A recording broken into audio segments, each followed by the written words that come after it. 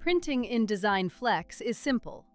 As a general rule, whenever you see a printer icon, you can print the information currently displayed on your screen.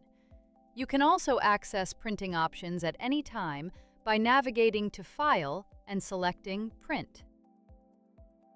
Before sending documents to the printer, it's a good idea to use Print Preview. Depending on what you're printing, you'll have several options available, including selecting specific views, choosing the number of copies, adjusting the print scale, and selecting the desired print mode. For reports, simply click the printer icon located at the top of the report window to print the report directly.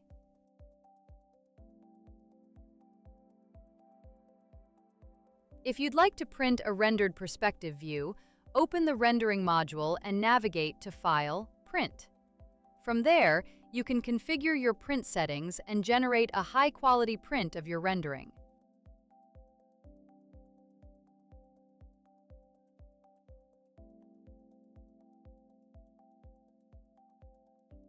No matter what you're printing, Design Flex provides flexible options to help you create professional documents and presentations for your clients and projects.